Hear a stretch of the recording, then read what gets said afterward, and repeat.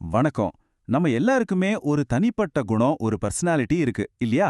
ஆனா அதே குணத்தோட சில அம்சங்கள் ஒருத்தரோட வாழ்க்கையே ரொம்ப கடினமாக்குன எப்படி இருக்கும்? அதுதான் ஆளுமை கோளாறுகள். இது நிறைய பேரை பாதிக்கிற ஒரு ரொம்ப முக்கியமான டாபிக். இன்னைக்கு நாம இத பத்தி ரொம்ப தெளிவாவும் ஆழமாவும் புரிஞ்சுக்க போறோம். சரி, ஆரம்பிக்கிறதுக்கு முன்னாடி ஒரே ஒரு நிமிஷம் உங்கள பத்தியே யோசிச்சு பாருங்களேன். உங்க பர்சனாலிட்டிய நீங்க எப்படி விவரிப்பீங்க? நம்மளோட எண்ணங்கள், உணர்வுகள், நாம நடந்துக்கிற விதம், இது எல்லாம் தானே நம்மள நாமளா காட்டுது. ஆனா இதே குணங்கள் கொஞ்சம் கூட மாறாம ரொம்ப இறுக்கமாகி உங்களுக்கும் சரி மத்தவங்களுக்கும் சரி பிரச்சனையை உண்டாக்குனா என்ன ஆகும்? அங்கதான் ஆளுமை கோளாறு அப்படிங்கிற விஷயம் உள்ள வருது. இன்னைக்கு நாம என்னென்ன பார்க்க போறோம்னா, முதல்ல ஆளுமை கோளாறுனா என்னன்னு அடிப்படையில இருந்து ஆரம்பிச்சு, அப்புறம் அதோட முக்கிய வகைகள் என்னென்ன, அது எதனால வருது, இதை எப்படி டாக்டர்ஸ் கண்டுபிடிக்கிறாங்க, அதுக்கு என்ன ட்ரீட்மெண்ட் இருக்கு, கடைசியா இந்த நிலையோட எப்படி வாழ்றதுன்னு ஒரு முழுமையான பார்வையை பார்க்க போறோம். சரி வாங்க முதல் கேள்விக்கே வருவோம். ஆளுமை கோளாறு இல்லனா பர்சனாலிட்டி டிஸார்டர்னு சொல்றோமே, அதோட உண்மையான அர்த்தம் என்ன? அதை நம்ம சரியா புரிஞ்சுக்கிட்டாதான் மத்த எல்லாமே நமக்கு கிளியரா புரியும். ஒரு ஆளுமை கோளாறுங்கிறது ஒருத்தரோட யோசனை, உணர்வு, நடத்தை இதுல எல்லாத்துலயும் இருக்கிற ஒரு நிரந்தரமான பிரச்சனை. இதுல மூணே வார்த்தை ரொம்ப ரொம்ப முக்கியம். ஒன்னு, இது தற்காலிகமானது கிடையாது, நீண்ட காலம் இருக்கும். ரெண்டாவது, இந்த குணங்கள் சூழ்நிலைக்கு ஏத்த மாதிரி மாறாது, ரொம்ப நெகிழ்வற்றதா இருக்கும். கடைசியா இதனால அந்த நபருக்கோ இல்ல அவங்கள சுத்தி இருக்கிறவங்களுக்கோ கஷ்டத்தை கொடுக்கும். சிம்பிளா சொல்லணும்னா, இந்த நிலை ஒருத்தரோட 4 முக்கிய ஏரியாவா பாதிக்குது. அவங்க யோசிக்கிற விதம், அவங்களோட உணர்ச்சிகளை கையாளும் முறை, மத்தவங்க கூட பழகுற விதம், அப்புறம் திடீர்னு வர்ற கோபம் இல்ல ஆசையை கண்ட்ரோல் பண்ற திறன். இந்த சிக்கலான குணங்கள் பொதுவா சின்ன வயசுலயே ஆரம்பிச்சு காலப்போக்கில் அப்படியே அவங்களோட ஒரு பகுதியா மாறிடும். மொத்தமா பாத்தீங்கன்னா ஒரு 10 வகையான ஆளுமை கோளாறுகள் இருக்கு. ஆனா அத சுலபமா புரிஞ்சுக்கிறதுக்காக நிபுணர்கள் இத 3 பெரிய குரூப்பா, அதாவது கிளஸ்டர்ஸா பிரிச்சிருக்காங்க. ஒவ்வொரு கிளஸ்டருக்கும் சில பொதுவான குணங்கள் இருக்கு. இந்த 3 கிளஸ்டர்ஸையும் அதோட முக்கியமான குணத்தை வச்சு பிரிக்கலாம். கிளஸ்டர் ஏல இருக்கிறவங்க பொதுவா கொஞ்சம் விசித்திரமா தனிமையா இருப்பாங்க. கிளஸ்டர் பி அப்படிங்கிறது ரொம்ப உணர்ச்சி வசப்படக்கூடிய, கணிக்க முடியாத, கொஞ்சம் டிராமாட்டிக்கான நடத்தைகளை குறிக்குது. அப்புறம் கிளஸ்டர் சில இருக்கிற கோளாறுகள் பொதுவா பயத்தையும் பதட்டத்தையும் மையமா வச்சிருக்கும். வாங்க ஒவ்வொன்றையும் கொஞ்சம் டீட்டெயிலா பார்க்கலாம். ஓகே, முதல்ல கிளஸ்டர் ஏ. இந்த குரூப்ல இருக்கிறவங்களோட பொதுவான குணம் என்னன்னா, அவங்க சமூகத்துல இருந்து கொஞ்சம் விலகி அசாதாரணமான யோசனைகளோட, விசித்திரமான நடத்தைகளோட இருப்பாங்க. இந்த கிளஸ்டர்ல 3 முக்கியமான டிஸார்டர்ஸ் இருக்கு. முதல்ல பாரனாய்ட் கோளாறு. இவங்களுக்கு எப்பவுமே மத்தவங்க மேல ஒரு சந்தேகம் இருக்கும். எல்லாரும் தங்களுக்கு கெடுதல் பண்ணிடுவாங்களோன்னு பயப்படுவாங்க. ரெண்டாவது ஸ்கிட்சைட் கோளாறு. இவங்க பெரும்பாலும் தனியா இருக்கவே விரும்புவாங்க. மத்தவங்க கூட ரொம்ப நெருக்கமான உறவுகளை ஏற்படுத்திக்க மாட்டாங்க. மூணாவது ஸ்கிட்சோடைப்புல் கோளாறு. இவங்க கிட்ட விசித்திரமான நம்பிக்கைகள், வழக்கத்துக்கு மாறான நடத்தைகள், அப்புறம் மத்தவங்க கூட பழகும்போது ஒருவித பதட்டமும் இருக்கும். அடுத்து நாம பார்க்க போறது கிளஸ்டர் பி. இந்த குரூப்ல இருக்கிறவங்களோட பிஹேவியர் ரொம்பவே தீவிரமா, கணிக்க முடியாத மாதிரி, ரொம்ப எமோஷனலா இருக்கும். இதனால அவங்களோட உறவுகள்ல பெரிய சிக்கல்கள் வரும். இந்த கிளஸ்டர்ல 4 கோளாறுகள் இருக்கு. முதல்ல சமூக விரோத கோளாறு. இவங்க மத்தவங்களோட உரிமைய பத்தி கவலைப்பட மாட்டாங்க.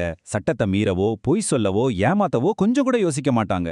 அடுத்து பார்டர்லைன் கோளாறு. இவங்களோட உறவுகள், அவங்கள பத்தின சுயபிம்பம், அவங்களோட மனநிலை எல்லாமே ரொம்ப நிலையற்றதா, ஒரு ரோலர் கோஸ்டர் மாதிரி இருக்கும். மூணாவது ஹிஸ்ட்ரியோனிக் கோளாறு. இவங்க எப்பவுமே மத்தவங்களோட கவனத்தை ஈர்க்கணும், எல்லாரும் தன்னையே பார்க்கணும்னு விரும்புவாங்க. கடைசியா நார்சிசிஸ்டிக் கோளாறு. இவங்களுக்கு தங்களை பத்தி ஒரு பெரிய உயர்வான எண்ணம் இருக்கும். மத்தவங்க கிட்ட இருந்து எப்பவும் புகழ்ச்சியை எதிர்பார்த்துட்டே இருப்பாங்க. கடைசியா கிளஸ்டர் சி. இந்த குரூப்ல இருக்க டிஸார்டர்ஸோட மையம் பயமும் பதட்டமும் தான். இந்த பயம் அவங்க எடுக்கிற முடிவுகளையும் அவங்களோட உறவுகளையும் பெரிய அளவுல பாதிக்கும். இந்த கிளஸ்டரோட முதல் கோளாறு தவிர்ப்பு ஆளுமை கோளாறு. இவங்களுக்கு மத்தவங்க தன்னை விமர்சனம் பண்ணிடுவாங்களோன்னு பயங்கர பயம் இருக்கும். அதனாலேயே புது ஆளுங்களை சந்திக்கவோ கூட்டமான இடங்களுக்கு போகவோ மாட்டாங்க. ரெண்டாவதா சார்ந்திருத்தல் ஆளுமை கோளாறு. இவங்களால தனியா எந்த முடிவும் எடுக்க முடியாது. தங்களை பார்த்துக்கிறதுக்கு எப்பவும் மத்தவங்கள சார்ந்து தான் இருப்பாங்க. கடைசியா அப்சசிவ் கம்பல்சிவ் ஆளுமை கோளாறு, அதாவது ஓசிபிடி. இவங்க ரூல்ஸ், ஒழுங்கு, பெர்ஃபெக்ஷன், கண்ட்ரோல் இதிலெல்லாம் ரொம்ப ரொம்ப ஸ்ட்ரிக்டா இருப்பாங்க.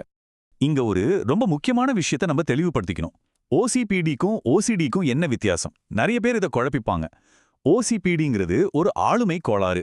அதாவது ஒருத்தரோட குணமே ஒழுங்கு, கட்டுப்பாடு, பெர்ஃபெக்ஷன் அப்படிங்கிறத மையமா கொண்டிருக்கும். ஆனா ஓசிடி என்பது ஒரு பதட்ட கோளாறு. இதுல தேவையே இல்லாத சில எண்ணங்கள் மனசுல வந்துட்டே இருக்கும். அதை சமாளிக்க சில செயல்களை திரும்ப திரும்ப செய்வாங்க. ரெண்டும் ஒண்ணு கிடையாது. சரி, இந்த பர்சனாலிட்டி டிசார்டர்ஸ் எல்லாம் ஏன் வருது? இதுக்கு ஒரே ஒரு பதில் கிடையாதுங்க. இது பல விஷயங்களோட ஒரு காம்ப்ளெக்ஸான கலவை. பொதுவா இதுக்கு 3 முக்கியமான காரணங்களை சொல்றாங்க. 1 பயாலாஜிக்கல் காரணங்கள், அதாவது நம்ம ஜீன்ஸ், மூளையோட அமைப்பு மாதிரி விஷயங்கள். 2வது சுற்றுச்சூழல் காரணங்கள், சின்ன வயசுல நடந்த அதிர்ச்சியான சம்பவங்கள் அல்லது வளர்ப்பு முறை மாதிரி விஷயங்கள். 3வது சைக்கலாஜிக்கல் காரணங்கள், அதாவது நாம கத்துக்கிட்ட தப்பான பழக்க வழக்கங்கள். இந்த 3ம் ஒன்னு சேரும்போது தான் ஆளுமை கோளாறுகள் உருவாகுது. ஆனா இதுக்கு தீர்வே இல்லையான்னு கேட்டா அப்படி இல்ல. நம்பிக்கை இருக்கு. அடுத்து, ஒருத்தருக்கு பர்சனாலிட்டி டிஸார்டர் இருக்குன்னு எப்படி கண்டுபிடிக்கிறாங்க, அதுக்கு என்ன மாதிரி சிகிச்சைகள் இருக்குன்னு பார்க்கலாம்.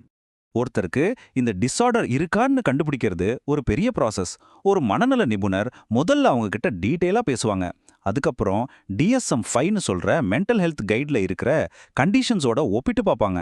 முக்கியமா இது கொஞ்ச நாளா இருக்கிற பிரச்சனையா இல்ல ரொம்ப வருஷமா இருக்கிறவங்களோட குணமாவே மாறிடுச்சானோ ஆராய்வாங்க. ட்ரீட்மெண்ட்ல ரொம்ப முக்கியமான விஷயம் சைக்கோ தெரப்பி, அதாவது தெரப்பி தான். இதுல CBT, DBT மாதிரி தெரப்பிஸ் ரொம்பவே நல்ல ரிசல்ட்ஸ் கொடுக்குது. மருந்துகள் இந்த கோளாறுகளை முழுசா குணப்படுத்தாது, ஆனா இதனால வர்ற டிப்ரெஷன், பதட்டம் மாதிரியான பிரச்சனைகளை கண்ட்ரோல் பண்ண மருந்துகள் உதவும். சரி, இப்ப நாம கடைசி பகுதிக்கு வந்துட்டோம். ரொம்ப முக்கியமான பகுதி. இந்த கண்டிஷனோட வாழ்றதுக்கும் இதனால பாதிக்கப்பட்டவங்களுக்கு சப்போர்ட் பண்றதுக்கும் நாம என்னெல்லாம் தெரிஞ்சுக்கணும்? நாம கண்டிப்பா ஞாபகம் வச்சுக்க வேண்டிய விஷயம் என்னன்னா, ஆளுமை கோளாறுகளை குணப்படுத்தவே முடியாதுன்னு நினைக்காதீங்க. அதை கண்டிப்பா நிர்வகிக்க முடியும். எவ்வளவு சீக்கிரம் ட்ரீட்மெண்ட் ஆரம்பிக்கிறோமோ அவ்வளவுக்கு நல்லது. இதுல தெரப்பி ஒரு முக்கியமான பங்கு வகிக்குது. எல்லாத்தையும் விட முக்கியமா குடும்பத்தினர் மற்றும் நண்பர்களோட புரிதலும் ஆதரவும் தான் குணமடைறதுக்கு ஒரு பெரிய பலம். இந்த முழு உரையாடலோட இறுதியில உங்களுக்காக ஒரு கேள்வி. இந்த மாதிரி சிக்கலான குணங்களை பத்தி நாம புரிஞ்சுக்கிறது, நம்மள சுத்தி இருக்கிறவங்கள நாம பார்க்கற விதத்தை, அவங்களுக்கு ஆதரவா இருக்கிற விதத்தை எப்படி மாத்தும் நீங்க நினைக்கிறீங்க? கொஞ்சம் யோசிச்சு பாருங்க.